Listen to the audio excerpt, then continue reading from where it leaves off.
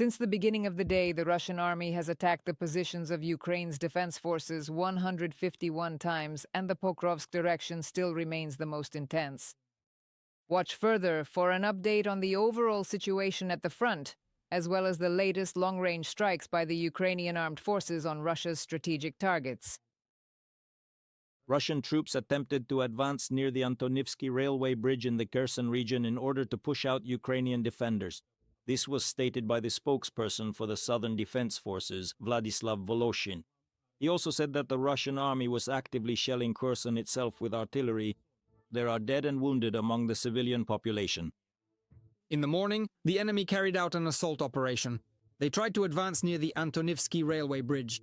Regarding airstrikes, over the past day, the Russians carried out an airstrike using 40 unguided aerial rockets on Otradokamenka. Vladislav Voloshin, spokesperson for the Southern Defense Forces, live on the Yedny Marathon. News. In the southern Slobozansky direction, aerial reconnaissance operators from the Strict Strike UAV unit of the 4th Border Detachment destroyed an ammunition depot, 2 shelters and 2 communication antennas belonging to the Russian invaders. This was reported by the State Border Guard Service of Ukraine. Additionally, 2 more vehicles and a camouflaged electric generator were destroyed by precise strikes from FPV drones. Meanwhile, Russian occupiers launched attacks in the Kupiansk direction in the areas of the settlements of Peshchanoye and Golubovka. In the Konstantinovka direction, Ukrainian defenders repelled attacks near Shcherbinovka, Pleshcheyevka, Rusinoyar, Sofievka and Novopavlovka. And in the Pokrovsk direction, the hottest section of the front, clashes took place near Mirnograd, Novoekonomicheskoye, Sukoyar, Kotlin, Udashnoye and towards Molodetskoye. In addition, over the past day, Ukrainian defense forces in the Pokrovsk direction conducted search and destroy operations against the enemy over an area of about 30 square kilometers. According to the General Staff of the Armed Forces of Ukraine, 39 Russian occupiers were eliminated during the fighting, and the enemy's total losses amounted to 60 personnel. The enemy also lost 16 pieces of weaponry and military equipment. A clear deadline was set, November 15th. This did not happen in Pokrovsk, nor in Mirnorad or Kostiantynivka. These are the 3 cities that the Russian General Staff plan to seize in the coming weeks. We can see that they failed to do so. We disrupted these plans. Moreover, we carried out a series of systematic counterattacks. Especially in the Dobrapilya direction, we destroyed the logistical routes that the enemy uses to reinforce its positions in Pokrovsk and Dobrapilya, specifically in those agglomerations. And this, of course, weakened the enemy's positions.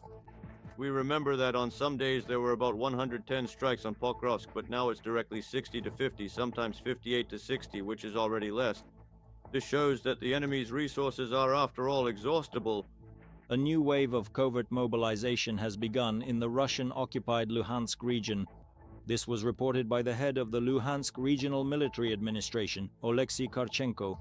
According to him, this is all connected to the significant losses suffered by the Russians at the front and the reduction in contract payments due to budget shortages in Russian regions.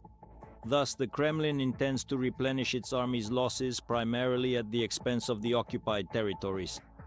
Manpower is a resource that, if used the way the Russian Federation does, as expendable material, tends to run out. And our current strikes deep inside the Russian Federation against targets that process and enable the further sale of petroleum products. Strikes on these facilities are what allow us, Ukraine, to achieve results, as the Russian Federation receives fewer petrodollars and therefore has less money to spend on purchasing ammunition, weapons, and on modernizing various means such as Shaheds and other drones. And in addition, of course, we have to mention that there is less money to buy their own citizens for the war against Ukraine, because right now in the Russian Federation, the army are mercenaries. For the most part, they are contract soldiers who deliberately go to fight against Ukraine for money. The Ukrainian Defense Forces struck an oil refinery in Russia's Samara region and a drone warehouse belonging to the Rubicon unit. According to the General Staff of the Armed Forces of Ukraine, the goal of the operation is to reduce the enemy's offensive potential and complicate the supply of fuel and ammunition to Russian troops. The Novokuybishevsk oil refinery was hit. With a processing capacity of nearly 9 million tons per year, the facility is one of the main producers of fuel for jet engines. storage bases for Russian drones and a pumping station in the temporarily occupied territory of Donetsk region were also destroyed. At the same time, agents of the Atesh movement helped slow down Russian railway convoys in the Zaporizhzhia direction. Partisans carried out a successful sabotage operation in the area of Novobodanivka. In the Melitopol district, a relay cabinet was set on fire at a key section of the railway. Since the site of the sabotage is only 50 kilometers from the front line, the blocked trains became an ideal target. Ukraine's defense forces were able to quickly deliver precise rocket and artillery strikes on them, Atesh noted. The destruction of the trains and damage to the infrastructure temporarily disrupted the logistics of the Russian occupation forces in the Kherson region and in part of the Zaporizhzhia direction. On the front line, over the past day, Ukraine's defense forces eliminated another 860 Russian occupiers. Thus, according to the General Staff of the Armed Forces of Ukraine, the total combat losses of the Russian army since the start of the full-scale invasion have already exceeded 1,158,000 personnel. In addition, Ukrainian fighters destroyed 3 tanks, the same number of armored vehicles, 26 artillery systems, 2 multiple rocket launchers, shot down 409 operational tactical UAVs, and destroyed 68 units of enemy automotive equipment. The Ukrainian Marines of the 40th Separate Coastal Defense Brigade tirelessly hone their skills. Tasks on the water are among the most difficult. The success of the entire operation depends on speed and coordination. To see how soldiers are trained for such conditions and what challenges they face during combat missions, watch the report by Daria Litovchenko.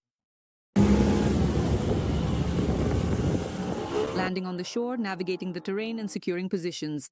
The soldiers of the 40th Separate Coastal Defense Brigade of the 30th Marine Corps are practicing their landing skills. You have landed on occupied territory to deliver some kind of blow to the enemy. Every movement must be honed to the point of automatism. This is not just about physical training, but the ability to act quickly, quietly, and precisely. In the specific area where we operate, dynamics and speed play a very important role. We work a lot on the water during the dark times of the year in bad weather and so on. Today, we spent time working closely with the group of guys who arrived here after completing their basic and general military training. Once they finished that initial phase, they came to our unit, and now we are beginning the process of getting them fully up to speed and integrated into our team. Most operations are carried out under the cover of night, but even in the dark, there is a constant risk of being spotted by Russian drones. There are a lot of drones, a lot of FPVs, Mavics, Zalas, Supercams. They film, they target, and they have a very large range. We are considered a priority target by the army. That's something to teach as well. Ammunition costs money. Water, you can't hide anywhere unless you have skills or luck. On the water, the crew becomes an easy target, so the success of the operation largely depends on the navigator. This mission is carried out by a fighter with the call sign Romanian. His tasks include delivering infantry, evacuating the wounded, transporting prisoners, and bringing in ammunition. On the water, the landing party also needs skills so that they listen to the helmsman mechanic, since he is their commander. And you command them, regardless of their rank. So that they cover the sectors one by one, and no one lets their guard down, whether going there or coming back. Do they follow your orders? They do. Well, what can you do? Everyone wants to live. On the way back, of course, the guys are already relaxed. They think that's it, but even on the way back, it's not over for us. You have to carry the same focus going there as you do coming back. If the enemy spots the boat, then you have to instantly change course or postpone the operation. You need to make sure that the guys made it to the other shore and took up positions. So that you don't get detected, so that you're the first to realize if you've been spotted, and then you need to change your location. Sometimes you have to work literally blind. Rumin recalls one of the most difficult operations, evacuating a soldier who had lost contact. The difficulty was that we didn't know the exact location. We didn't know exactly. We just approached one point. I shouted, but there was no response, so we turned back, but still got no answer. We were already heading back when I just happened to hear his reply. At that moment, he was left alone, because his comrades, well, our guys had been killed about 200 meters away. That's why the Marines' training is as close to real combat as possible.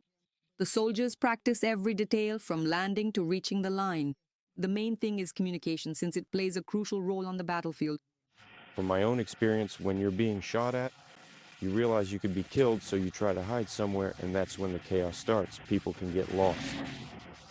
And that's exactly when the commander's actions become essential. To manage the situation, to give certain instructions in order to preserve the lives of the personnel. Archie has been serving in the Ukrainian army since 2014. He has participated in the ATO, JFO, and the defense of Mariupol. Since 2023, he has been working as an instructor, passing on his experience to his comrades. We can communicate and perform certain maneuvers together. On the water, however, it's much more difficult. And I specifically mean the infantry, the people, the servicemen. Because in some emergency situations, such as falling out of the boat or similar things like that, it can be even more challenging. There's the armor, there's the weight. You're no longer mobile, you can't move in a certain way at all. In both cases, there is always a real and ever-present danger that threatens our lives. And that is exactly how we work. Every single day that we work, we teach people about this. We strive to improve ourselves so that it is already as safe as possible, and so that people can truly understand how to act in these situations and so on.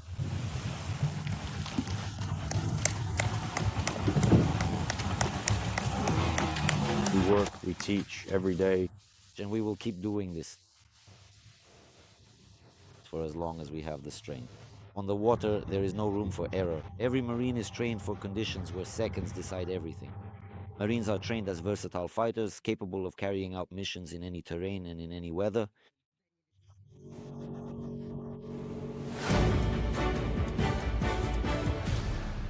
The disruption of the meeting between US President Donald Trump and Putin in Budapest became yet another strategic mistake by the Russian Federation. This was stated by Finnish President Alexander Stubb in an interview with the Associated Press. According to him, after the conversation between Secretary of State Marco Rubio and Russian Foreign Minister Lavrov, Rubio likely realized that the Russians are not ready for peace and that there is simply no point in a meeting between Trump and Putin. Stubb also said that a peace agreement is unlikely to be reached before spring. And to achieve peace, it is necessary to increase pressure on Russia and Putin. At the same time, the president of Finland made an ironic remark about the advance of the Russian army. During World War II, Stalin was in Berlin after 4 years. This war has already been going on for almost 4 years. And Russia is nowhere near Kiev and will not get there. The international community has sufficient means to persuade Russia to end its war against Ukraine, but the approach needs to change. This was stated by Ukraine's Minister of Foreign Affairs, Andriy Sybiha. He noted that rapid and sufficient funding is needed for Ukraine's defense industry, which is currently a global example of innovation in defense. According to him, with adequate funding, Ukraine will be able to produce up to 20 million drones next year. Putin will have to end the war when two factors coincide. He will stop harboring illusions that he can ultimately win on the battlefield. The cost of continuing the war for him and his regime will exceed the price of ending it. Taken together, the international community has sufficient means to force Russia to end this war. The modern arms race is not about the number of nuclear weapons, but about millions of cheap drones. Those who can ramp up production faster will secure peace. Andriy Sybiha, Minister of Foreign Affairs of Ukraine, on the social network X. Pope Leo XIV condemned the new Russian shelling of Ukrainian cities and expressed condolences over the deaths of civilians. He emphasized that the world must not get used to war and daily destruction, and once again called on the faithful to pray for a just and lasting peace for Ukraine. I follow the news of attacks on Ukrainian cities, including Kyiv, with pain in my heart. They result in casualties and injuries, including among children, as well as serious damage to civilian infrastructure, and leave families without shelter as the cold season approaches. I assure you of my closeness to those who are enduring such a harsh ordeal. We cannot get used to war and destruction. Let us pray together for a just and lasting peace in Ukraine.